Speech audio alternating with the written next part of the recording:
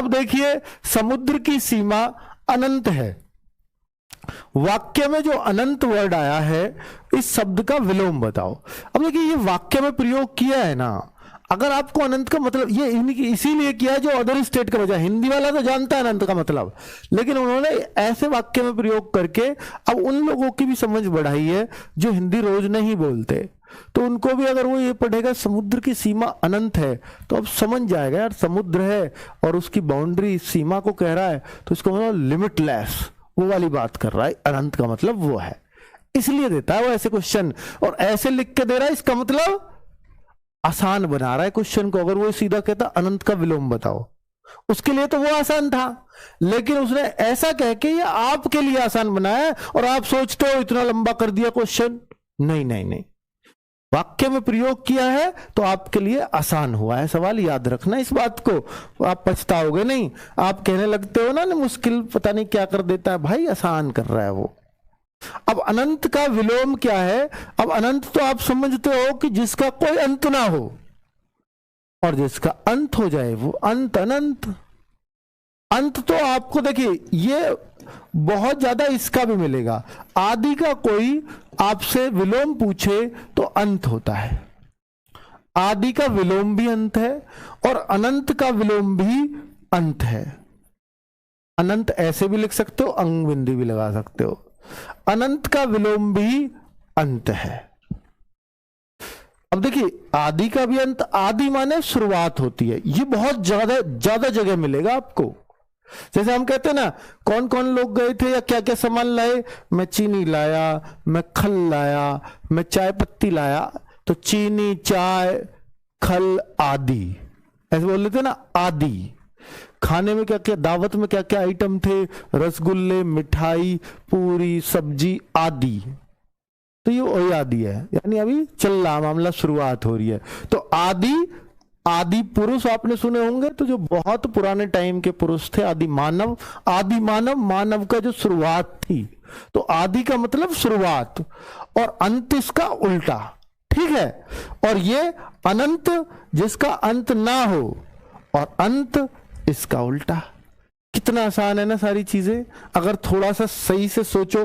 अब आप देखो, असीमित, असीमित तो अनंत ही हो गया, जिसकी सीमा ही ना हो, तो ये तो सेम पर्यायवाची हुआ। अब आपको पर्यायवाची भी तो पता होना चाहिए। अनंत का अंतहीन, जिसका अंत ही ना हो, ये भी अनंत जिसका अंत ही ना हो, तो ये दोनों सेम अर्थ हुआ।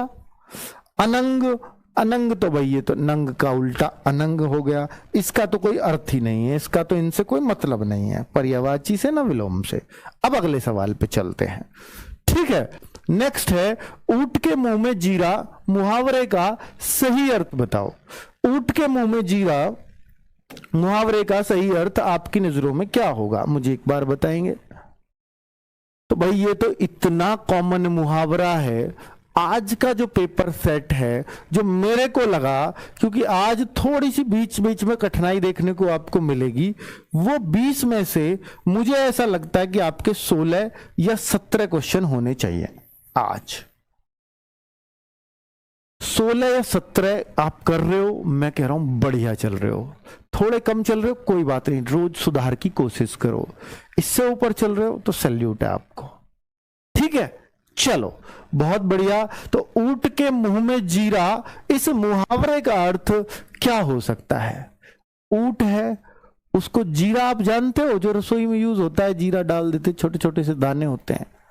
उसके मुंह में अगर जीरा डालोगे, पता भी नहीं चलेगा कि भाई ये क्या है यार, इतना बड़ा आदमी सिर्फ जीरा दे रहे हो।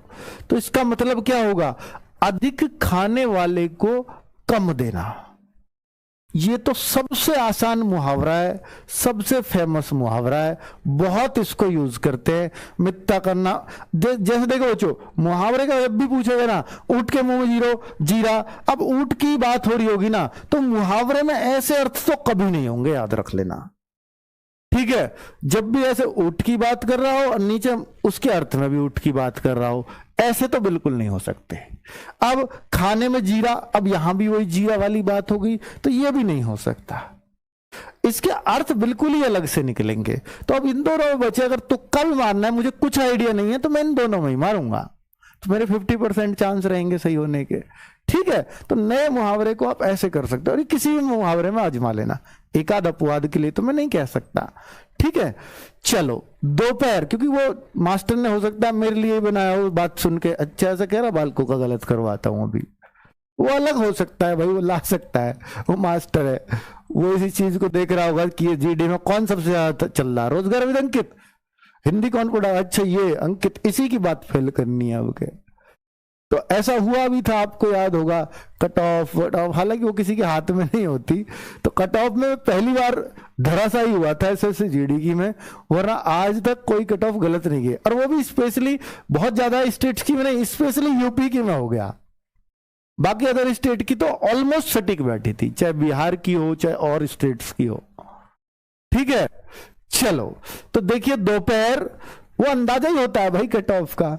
दोपहर का मतलब क्या है, उपयुक्त वाक्य में रिक्त स्थान का उपयुक्त विकल्प निम्न में से क्या होगा। अब ये अनेक शब्दों के लिए एक शब्द ही होता है दोपहर। अब देखो इसको आराम से पढ़ के देखो, दो पहर, पहर क्या होता है, पहर तो मतलब पहर पहले बोलते थे इसको 8 पैर 4 पैर, तो ये पहर बना दिए जाते हैं 8-8 घंटे के दिन में हिस्से। ठीक है, 8-8 घंटे के हिस्से, सुबह दोपहर शाम ऐसे, तो वो वाले उनको पहर बोला जाता है। बाकी अब देखिए, एक बच्चा कह रहा है सर आज 20 में से 20 करूंगा, बहुत बढ़िया, अभी बेटा तीसरे क्वेश्चन पे आ रहे हैं हम लोग, इतने ओवर कॉन्फिडेंट मत हो, अभी हिला डालूंगा। दोपहर का अर्थ क्या है, दो पहरों का अनाचार का अर्थ होता है दो पहरों का समाहार, दोपहर का मिलन जहां होगा, दो पहरों का, एक सुबह का पहर एक शाम का पहर, जब दोनों मिल जाएंगे तो वो दोपहर कहलाया जाएगा। समाहार यानी समाहित हो रहे होंगे एक दूसरे में, तो ये सबसे अच्छी बात होगी। संग्राम युद्ध तो नहीं चलेगा उनका। कदाचार, ये कोई आचार विचार कदाचार की तो बात नहीं हो सकती। ठीक है, ये अनाचार कदाचार तो ये फालतू की बात दे रखी है। संग्राम उनका है नहीं, मिलन है उनका, तो भाई समाहार हम इसको बोलेंगे। क्लियर? चलिए मैं बाकी ऑप्शंस को भी बताता हूं कि क्यों गलत है वो, ताकि आपकी अप्रोच और आपकी सोचने की शक्ति थोड़ी सी बढ़े, है ना। वरना एक एक उत्तर लगाना बहुत आसान है। मैं हिंदी में चाहता हूं कि आपकी समझ बढ़े, कि आपको आए क्वेश्चन या ना आए, पर आप वहां सोच कर भी इसको सही करिए आए, क्योंकि ऐसे बहुत जगह होगा। आपका थोड़ा दिमाग लगाया करो। निम्नलिखित वाक्यांश के लिए उपयुक्त शब्द का चयन कीजिए।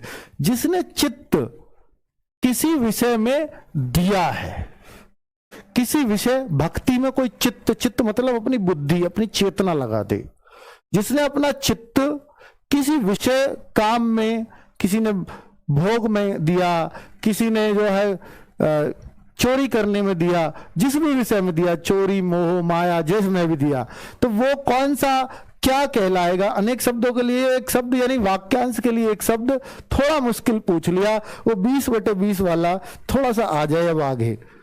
तो जिसने चित्त किसी विषय में लगाया हो, विषय चित्त, विषय चित्त, जिस विषय में, बहुत सारा बच्चा इसी को बोलेगा विषय चित्त। अग्रगामी जो आगे की सोच लेता हो, यानी अग्रगामी सोच है इसकी, तो इस सोच की तो कोई बात नहीं है, ये तो बिल्कुल गलत है। अग्र सोची, ये भी वही बात कह रहा है कहीं ना कहीं, ये अग्र सोचने वाली बात नहीं। जिसने अपना चित्त अपनी बुद्धि किसी काम में लगा दी हो, वो वाला है विषय चित्त या दत्त चित्त। तो भैया जिसने दे दियो, दत्ता दाता चित्त, अपना चित्र दे दिया हो किसी, चित्त मतलब बुद्धि, अपनी बुद्धि किसी में लगा दी हो, तो उसको दत्त चित्त बोलते हैं बच्चों। और ऐसा होना होगा जो आपको हिला डालेगा। तो आपका 20/20 का सपना लेके मत जाइए, क्योंकि उससे ना आपका दिमाग खराब हो जाएगा। एक क्वेश्चन मुश्किल आ गया, उसकी वजह से आपकी बाकी पेपर ना बिगड़ जाए। तो ऐसी कभी सोच लेके मत जाओ एग्जाम में। हो सकता है कि आपके जो पेपर आए 20/20 मैं जाऊं या नवीन सर जाए या और भी कोई हिंदी का विशेषज्ञ जाए, वो भी ना कह पाए, क्योंकि एक गलत होना कोई बड़ी बात नहीं होती, है ना। मुश्किल तो कुछ भी हो सकता है, उसका कोई लेवल नहीं होता मुश्किल का। इस जल में अनेक जीव हैं, इस जल में अनेक जीव हैं, तो रेखांकित शब्द के विलोम शब्द का चयन कीजिए। अब आपको देखिए कई सारे बच्चे इस बात को नहीं पढ़ते, हुआ है इस बार SSCGD में ऐसा कि उन्होंने ये नहीं पढ़ा इस जल में अनेक जीव हैं, जल की जगह ढूंढना। अब वो सोच रहा है जल की जगह तो यार तालाब लगा देंगे, तालाब की बात फिट बैठ रही है एकदम, इस तालाब में अनेक जीव हैं, बात तो सही लग रही है यार, जल की जगह तालाब कर रहे हैं फिट, तो जल में जीव हैं तालाब में जीव, बात तो एक ही है। तो बच्चे इसमें तालाब भी बहुत सारे लगा के आए। लेकिन आप एक बात तो बताओ, अगर आप इस लाइन को नहीं पढ़ोगे तो कैसे इस प्रश्न को सही कर दोगे बताओ आप। तो इस किसमें जल का वो क्या होगा विपरीत, तो जल का उल्टा होता है थल। तो भैया मैंने क्या बोला, ये खाली स्थानों में ना आजकल पर्यायवाची, विलोम, मुहावरे यही चीज तो पूछता है, तो दूसरी लाइन पढ़ लिया करो वरना आप गलत कर जाओगे। तो जल का विलोम थल होगा और थल इसका एकदम सही उत्तर है जो 74% लोगों ने किया भी है। बहुत अच्छी बात है, इसका मतलब आप ध्यान दे रहे हो, क्योंकि मैं आराम से पढ़ा रहा हूं, जल्दी में पढ़ाऊंगा तो आप जल्दी में गलत भी करोगे। तो प्लीज इन चीजों को ध्यान से पढ़ना, जहां मैं बोल रहा हूं ना गलती वहीं होगी बस, फिर आप कहोगे ओ ये तो पढ़ा हुआ गलत हो गया। अब एग्जामिनर को थोड़ी ना पता है कि आपका ये पढ़ा हुआ गलत है, ले आधा तो दे ही दूं, एक नहीं तो, ऐसे थोड़ी ना करेगा वो। ठीक है, आज विद्यालय में शिक्षिका ने अंताक्षरी खेलने को कहा, शिक्षिका मतलब मास्टरनी ने। वाक्य में अशुद्ध वर्तनी वाला शब्द ढूंढिए। इनमें अशुद्ध क्या लिखा हुआ है, विद्यालय अशुद्ध लिखा है, शिक्षिका बिल्कुल ठीक है, इधर की मात्रा होती तो गलत होता। अब तो आपको पता चल जाना चाहिए, मैंने एक दिन ये लिख के भी दिखाया था ये वर्ड अंत्याक्षरी, अंत्याक्षरी ऐसे लिखा जाता है बच्चों, अंत्याक्षरी, आधा तय आता है और ये आता है बीच में, अंत्याक्षरी वर्ड होता है। तो आप समझ जाइए कि भाई इसमें गलती है। कितना आसान है, वाओ मजा आ गया। अब बहुत सारे बच्चे देखिए इसको सही कैसे कर सकते थे, इसको सही ये कर सकते थे यार विद्यालय इतना आसान है, आज में तो कोई गलती है नहीं, शिक्षिका यार देखा हुआ है बिल्कुल सही सा लिखा हुआ है, खेलने को कहा और कहीं कोई गलती नहीं यार, वो कह रहा एक शब्द ढूंढना है बस जिसमें गलती हो। तो फिर मेरा डाउट कहां जाएगा, अंत्याक्षरी, चाहे मुझे आता है या नहीं आता लिखना, पढ़ने में सही लग रहा अंताक्षरी यही तो बोलते हैं जी, पर बोलने पे नहीं जाना। ठीक है, नानी याद आना, तो देखिए किसी से मिलने का मन करना। अब मुहावरा है नानी याद आना, इतना कॉमन मुहावरा है, जहां भी हिंदी बोली जाती है यह मुहावरा जरूर दिन में एक आध बार निकल जाता होगा। आ गई ना नानी याद, नानी याद आना, ठीक है। अब वो करके एक मतलब ऐसे चलेगा सांस सा, हाँ मुझे तो नानी याद आ गई यार, मैं नहीं जा रहा वहां, तो वो वाला चीज। तो किसी से मिलने का मन करना, ना ना ना ना, मिलने की तो बात ही नहीं है। मुसीबत देखकर घबरा जाना, जैसे ये एक्टिंग की है ना मैंने, वही वाली चीज है ये, मुसीबत देख के घबरा जाना, वही नानी याद आना। ठीक है, छुप कर बैठ जाना, ऐसे तो बिल्कुल नहीं आएंगे, याद रखना। नानी जहां आ गई अर्थ में, वो तो हो ही नहीं सकता। छुप कर बैठ जाना, छुप कर बैठने वाली भी कोई बात नहीं है नानी याद करने में, आगे याद कर। अब देखिए नेक्स्ट क्वेश्चन क्या है, शब्द बताइए। नानी याद इसको आ गई होगी जो 1,12,000 वाला कर रहा था ना, सब्सक्राइबर वाला, 1,000 रुपए। ओ मेरी बात पकड़ ली गुरुजी ने, नानी याद आ, घबरा गया होगा थोड़ा सा, अब तो बेइज्जती होगी, वो वाला। ठीक है, निम्नलिखित खंडन न हो सके वाक्यांश के लिए उचित शब्द बताइए। जिसका खंडन ना हो सके, सॉरी निम्नलिखित पढ़ दिया मैंने, जिसका खंडन ना हो सके। खंडन क्या होता है, टुकड़े टुकड़े, तो जिसके टुकड़े टुकड़े ना हो सके वो क्या है। अब आपको समूल, समूल का मतलब है जैसे हम कहते हैं उसका समूल नाश हो गया, पूरे वंश का नाश हो गया, जड़ का नाश हो गया, तो उसको समूल बोलते हैं। तो समूल से तो कोई मतलब नहीं है, जड़ समेत जिसका खंडन ना हो सके, इससे तो कोई संबंध नहीं रहा। अब एक है खंडित, खंडनीय, खंडनीय। खंडनीय जिसका खंडन हो सके, और इसने क्या बोला, न हो सके, तो ये भी नहीं हुआ।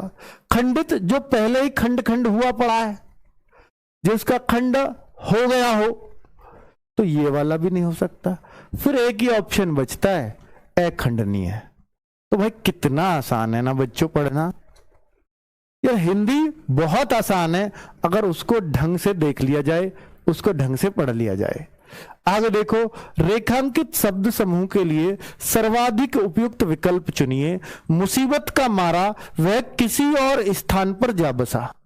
सोच के देखो, मुसीबत का मारा वह किसी और स्थान पर जा बसा, इसकी जगह सर्वाधिक उपयुक्त विकल्प, इसका मतलब यह कह रहा है कि इसकी जगह सिर्फ एक शब्द चुनिए। तो वाक्यांश के लिए एक शब्द पूछ रहा है, पूरे वाक्यांश के लिए। मैंने बोला ना, यही सब चीजें पूछता है खाली स्थानों में। मुसीबत का मारा वह किसी और स्थान पर जा बसा, तो किसी और स्थान पर का मतलब क्या होगा? इनमें से किसका मतलब है किसी और स्थान पर? अत्र, अत्र इधर उधर ही होता है। सर्वत्र, सब जगह, सब स्थानों पर, तो सब जगह सर्वत्र, भगवान सर्वत्र हैं, सब जगह पर हैं, तो सर्वत्र तो वहां लगता है, अत्र भी नहीं है। तत्र, तत्र तो कुछ नहीं होता यार, अत्र तत्र यत्र तत्र बोलते इधर उधर। अब ये अन्यंत्र, अन्यत्र, अन्यत्र, तो अन्य, यत्र माने जगह, अन्य जगह पर, वही कह रहा है किसी और स्थान पर बसना, अन्यत्र बसना, अन्य मतलब किसी और। तो यहीं से आप पकड़ लेते इसको। अगर आपको नहीं भी पकड़ में आ रहा था तो आप अन्य ढूंढ करके इसको लगा देते। मुझे पता है कि इस पर एग्जाम में बहुत सारे बच्चों को समस्या हो सकती थी, लेकिन अब चूंकि आप पकड़ रहे हो वर्ड को, तो अब आपको पकड़ना भी आ रहा है। अब मुझे लग रहा है कि बहुत सारे बच्चों ने, मैं देख रहा हूं 70% ज्यादा बच्चों ने ये सही कर दिया था, जबकि उनको मतलब नहीं पता था, है ना। तो यही चीज सीखनी है हमें। हिमालय भारत का ताज है, हिमालय भारत के सर पे है ना, तो हिमालय भारत का ताज है। तो रेखांकित शब्द के उचित पर्यायवाची शब्द को बताइए। तो यहां हिमालय, हिमालय क्या है? सबसे ऊंचा है, सारे पर्वतों पे सबसे ऊंची चोटी हिमालय की है, माउंट एवरेस्ट। पर्वतों का राजा है वो। और हिमालय की, आप सोचो, पर्वतों का पर्यायवाची गिरि भी होता है। गिरि पर्वती तो होता है भाई, गिरि जो है पहाड़ पर्वत को ही बोलते हैं, और उनमें सबसे ऊंचा है हिमालय, तो राजा ही हुआ सबका। तो गिरिराज कितना आसान हो जाएगा अगर आप थोड़ा सा इसको समझ के याद कर लेंगे, तो गिरिराज पर्यायवाची इसका आसानी से मिल जाएगा। ले भाई, आपके 200 दे दिए उसी ने, ये भाई आज खूब लुटा रहा पैसे। नेक्स्ट, नेक्स्ट देखो, निम्नलिखित वाक्य में से अशुद्धि पहचानो। वह आया परंतु मैं नहीं गया, वह आया परंतु मैं नहीं गया, इसका क्या करें? वह आया परंतु मैं नहीं गया। अब बच्चे यहीं, अब यहां पर अशुद्धि देखनी है, साफ साफ दिख रहा है यार। देखो, वह आया शब्द में अशुद्धि ढूंढनी है, यहां कोई गलती नजर आ रही है? इतना सिंपल सिंपल है यार। मैं एकदम सही लिखा हुआ, अंक की बिंदी होनी चाहिए मैं में, नहीं कहीं भी लिखा जाए अंक की बिंदी जरूर होनी चाहिए। अंक बिंदी के बिना नहीं नहीं चलेगा कहीं भी। देखो, नहीं को बोल के देखो, नहीं, अंक बिंदी लास्ट में अवश्य जरूरी है। तो भाई यहां पर एक ही वर्ड रहा जिसमें मुझे थोड़ा डाउट था, ऊ की मात्रा इधर या उधर, ऐसे आपको सोच आनी चाहिए कि मुझे थोड़ा सा डाउट सिर्फ इसी में ही था। अंक की बिंदी के बिना क्या नहीं गलत है? जी हां, गलत है। तो आप यहां पर सीधा सीधा कहोगे कि सर परंतु वर्ड गलत है, क्योंकि परंतु ऐसे लिखा जाएगा, अंग बिंदी तो कोई दिक्कत नहीं है, ऐसे मात्रा चढ़ती है परंतु पे। या आप ऐसे लिख सकते हो, परंतु ऐसे भी लिख सकते हो, दोनों ही सही है। ठीक है, ये भी सही है, ये भी सही है। अंक की बिंदी की जगह आधा न बन जाता है, कई जगह नहीं भी बनता है। नेक्स्ट क्वेश्चन लेते हैं। 2 घोड़ों पर सवार होने से तुम सफल नहीं रहोगे। जैसे कहते हैं 2 घोड़े पे, क्या तू यार जीडी की भी तैयारी कर रहा है, दिल्ली पुलिस की भी कर रहा है। 2 नावों पे सवार बोलते हैं हमारे यहां ज्यादातर, इसलिए दो घोड़ों पे बोल दिया, मतलब वही है, दो नावों पे सवार होना या दो घोड़ों पे सवार होना, मतलब तो वही है। तो अब देखें उपरोक्त वाक्य में रेखांकित अंश के लिए कौन सा शब्द उपयुक्त होगा, तो अनेक शब्दों के लिए एक शब्द हो गया है। अब बताओ इसका मतलब क्या होगा, मुहावरा या एक शब्द जो भी आप कहो। दो घोड़ों पे सवार होना, सवारी नीति, सवार वाले वर्ड तो बिल्कुल नहीं आना चाहिए, घोड़े वाला भी नहीं आएगा कहीं होगा तो। अब सफल नीति, हाँ इन तीनों में रहेगी। अब देखिए दो चीजों में आप सवार हो तो क्या सफल होने के चांस ज्यादा रहेंगे आपके? नहीं, सफलता के चांस कम है क्योंकि दिमाग बटा हुआ है। अब यहां बताओ कैसी तिरंगी। अब जब दो घोड़ों की बात हो रही है, तीन की तो मतलब ही नहीं बनता। हमें नहीं पता था इसका मतलब, पर फिर भी हम सही कर गए ना। थोड़ा सा दिमाग लगाओ बच्चों, हिंदी बहुत आसान है, घना आसान सवाल है। चलो नेक्स्ट क्वेश्चन देखो। निम्नलिखित में से मैं अप्रोच बनानी सिखा रहा हूं क्योंकि मैं प्रैक्टिस सेट से आपको हिंदी सिखा ही नहीं सकता, मैं खुद मानता हूं। मैं अगर आपको अप्रोच सिखा पाया तो मैं अपने आप को सफल मानूंगा। जब हर एक बच्चा ये कहेगा सर 15 से ऊपर आ रहा है मेरा हर टेस्ट में, चाहे कोई सा भी हो, और मैं 10 तारीख को ये एग्जाम शुरू हुआ था 10 जनवरी को, कल मैं लाया लास्ट की शिफ्ट का, आज मैं लाया शुरू की शिफ्ट का। 10 जनवरी की पहली शिफ्ट छोड़ के दूसरी शिफ्ट का सवाल है ये। यानी पहले दिन ही क्या मुश्किल आते हैं क्या? लास्ट के दिन भी दिखाया कुछ भी नहीं, सब में लेवल समान है ना। ऐसे ही पेपर आया था बच्चों, ठीक है। अब देखो निम्नलिखित में से अवयव से बना विशेषण, यह है व्याकरण का सवाल। अब इसको थोड़ा सा जानना पड़ेगा हमें। अवयव, ये अव्यय क्या होता है? संज्ञा जो ना हो, सर्वनाम जो ना हो, विशेषण जो ना हो, जो ये तीन चीज नहीं है वो अव्यय है। हिंदी में कोई भी शब्द हो, क्रिया ना हो। संज्ञा क्या है? मैं पंखा देखूं, लाइट देखूं, एसी देखूं, आदमी देखूं, माइक देखूं या चश्मा, या कुछ भी नाम बोल लो आप दुनिया का, वो सब संज्ञा है। क्या है? सब संज्ञा है। सर्वनाम क्या है? जो इनके स्थान पर यूज किया जाए। जैसे मैंने एक वर्ड यूज किया इनके, इनके मतलब मैं किन की जगह कर रहा हूं? पंखा, एसी, मैं इनकी जगह ही तो बोल रहा हूं इनके। तो जो संज्ञा के स्थान पर यूज हो वो सर्वनाम है। वह, यह, इनके, उनके, मेरा, तेरा, तुम्हारा, ये सब सर्वनाम है। विशेषण क्या है? सीधा सिंपल समझना, विशेषण क्या है? अब विशेषण है किसी चीज की विशेषता बताना, और किसी चीज की नहीं, संज्ञा की और सर्वनाम की विशेषता। जैसे सीता बहुत सुंदर है, तो सीता की विशेषता है ना सुंदर, तो सुंदर क्या हो गया? विशेषण। लेकिन सीता सुंदर लिखती है, कल बताया था, लिखने की विशेषता बता दी सुंदर ने।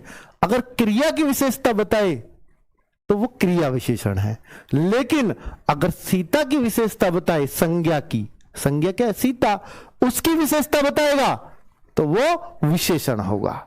मेरी कमीज, मेरी काली कमीज है, ये कमीज काली है, तो कमीज काली है। कमीज क्या वर्ड है? मैंने क्या बताया? दुनिया की कोई भी चीज संज्ञा है। कमीज की खासियत बता दी ना, कमीज काली है, तो कमीज की तो विशेषता बताई, तो ये भी विशेषण में जाएगा। ठीक है, 2 किलो 4 किलो ये परिमाणवाचक विशेषण में जाता है। काउंटेबल 2 4, 2 माई के 4 माई के, ये भी विशेषण में आता है। बस यही विशेषण, और इसके अलावा है ही क्या? कितना तो आसान है। तो भाई सब कुछ सिखा दिया। अब बात करते हैं जो कौन सा विशेषण शब्द से नहीं बना है। अब मैं आपको दिखाता हूं इनमें से कौन सा। ये पिछला क्या है? विशेषण ही है।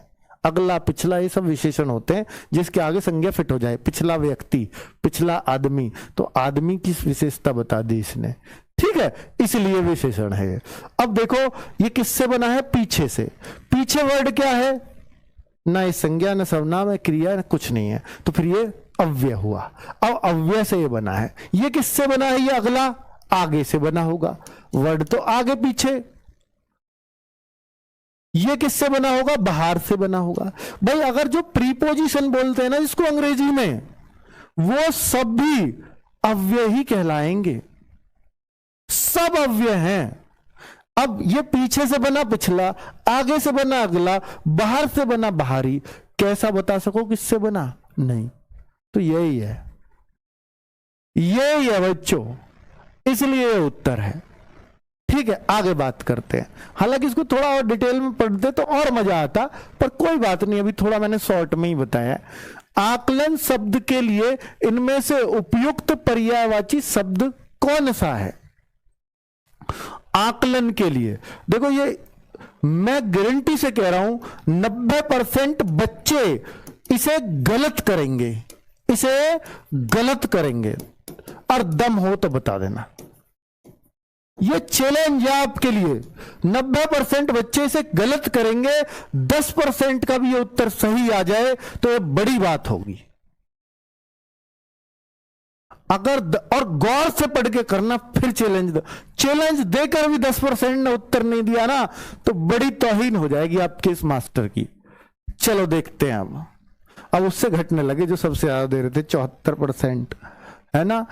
अब बेटा पढ़ो तो सही एक बार, आकलन क्या होता है बताओ एक बार सोच के कि आकलन होता क्या है। आंकड़ा दिया मैंने, एक आकलन किया, मैंने कहा मैंने इसका आकलन ऐसे किया। आकलन मतलब एक अंदाजा है, अंदाजा।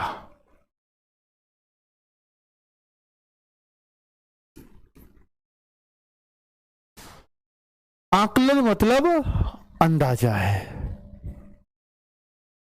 आकलन मतलब आंकड़ा है। आंकड़ा, आंकड़ा कहूंगा मैं इसको, आंकड़ा सही है, आंकड़ा वर्ड बढ़िया है। आंकड़े से आकलन होता है, तो आंकड़ा क्या हुआ? गणना।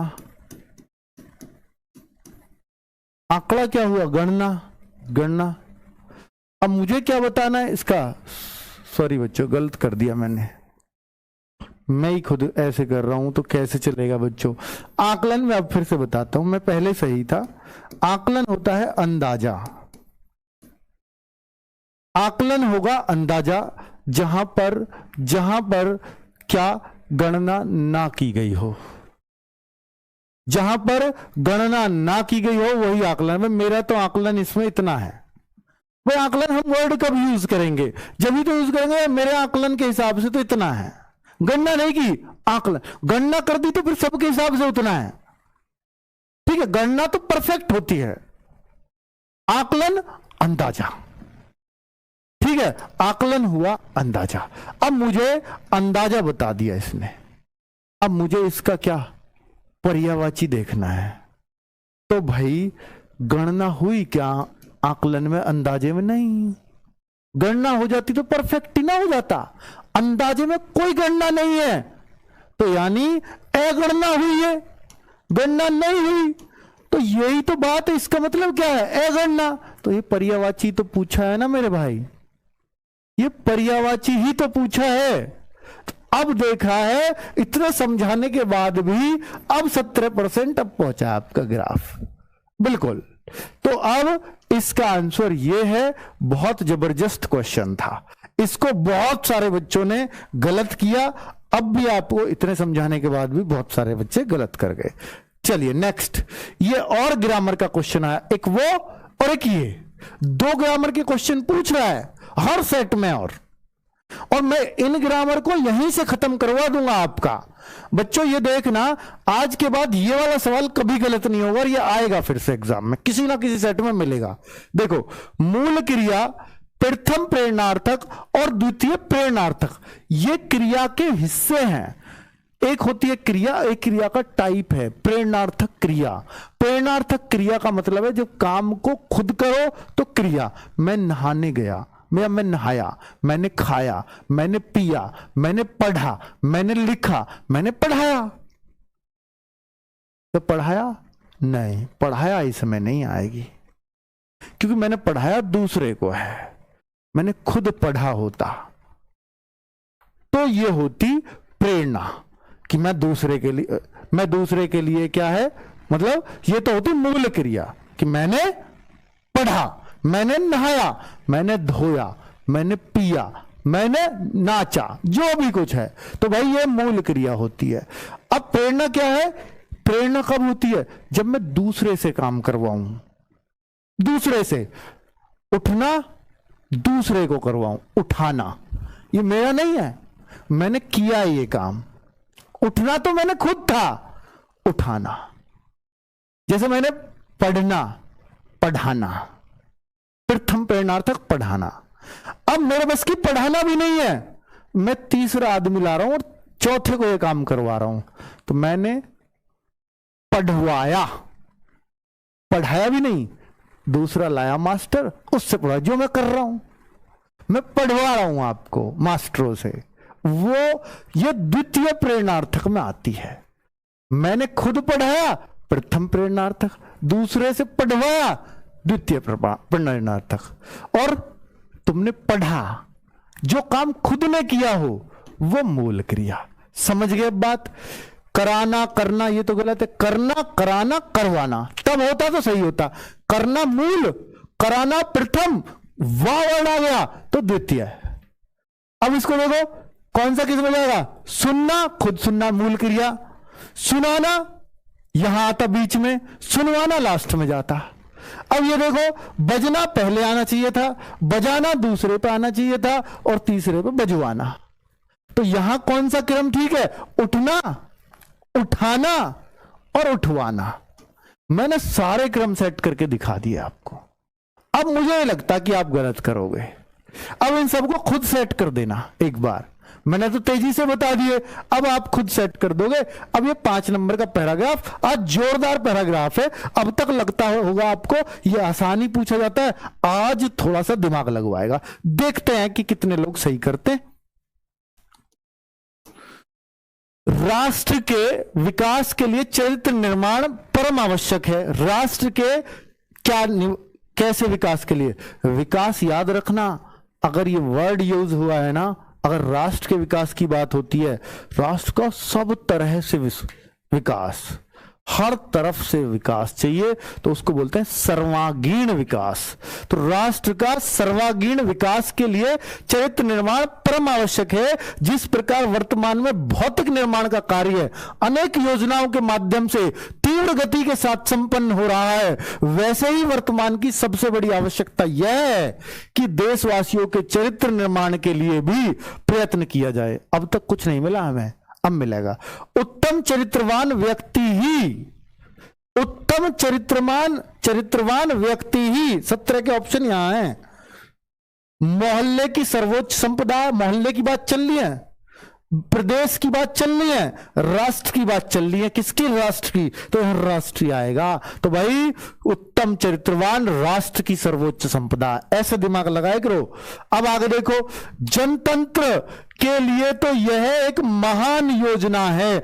महान कैसी? जब भी राष्ट्र की बात होगी तो कल्याणकारी योजनाओं की बात होती है। राष्ट्र हित में कोई भी काम है तो वो कल्याणकारी राष्ट्र बनाने के लिए होता है, ठीक है। तो ये कल्याणकारी राष्ट्र के रूप में ही देखा जाता है, नीति निर्देशक तत्वों में देखा भी होगा, कल्याणकारी राज्य का निर्माण, ठीक है। नेक्स्ट, अब इस पे आता हूं, जन समाज में राष्ट्र संस्कृति, राष्ट्र हो गया, संस्कृति हो गई, और इनमें से क्या आएगा? फिर बाद में परिवार आ रहा है, तो राष्ट्र संस्कृति, राष्ट्र 2 बार तो नहीं आएगा, राज्य की बात हो नहीं रही, राष्ट्र संस्कृति एवं परिवार, बीच में क्या? समाज। राष्ट्र संस्कृति समाज और परिवार के प्रति, तो यहां समाज भर देंगे तो बहुत बढ़िया आ जाएगा। राष्ट्र संस्कृति समाज एवं परिवार के प्रति हमारा क्या कर्तव्य है, इसका पूर्ण रूप से बोध कराना एवं राष्ट्र में व्याप्त समग्र भ्रष्टाचार के प्रति निषेधात्मक वातावरण का निर्माण करना ही चरित्र निर्माण का प्रथम, चरित्र निर्माण का प्रथम क्या है? चरित्र निर्माण का प्रथम सीढ़ी है, प्रथम सीढ़ी है, सीढ़ी होना चाहिए वर्ड यहां। चरित्र निर्माण की प्रथम सीढ़ी है। अगर यहां की होता चरित्र निर्माण की, तो मैं तो सीढ़ी ही ढूंढता, पर सीढ़ी है नहीं, सीढ़ी का पर्यायवाची दे दिया सोपान। देख लेना, अब बच्चों इसको तो कोई भी सही नहीं करेगा। सीढ़ी होता तो बहुत सारे बच्चे सही कर जाते, पर अब ये सही होना ही नहीं है, इतना मैं आपको जानता हूं। सीढ़ी होता है सोपान। ये वास्तव में ही मुश्किल आया है। 5 नंबर का पैराग्राफ ये वाकई में बढ़िया था।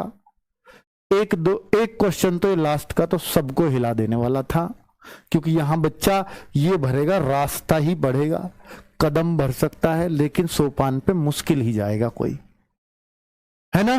तो बच्चों ये रहा आज का प्रैक्टिस सेट। वास्तव में प्रैक्टिस सेट दमदार था।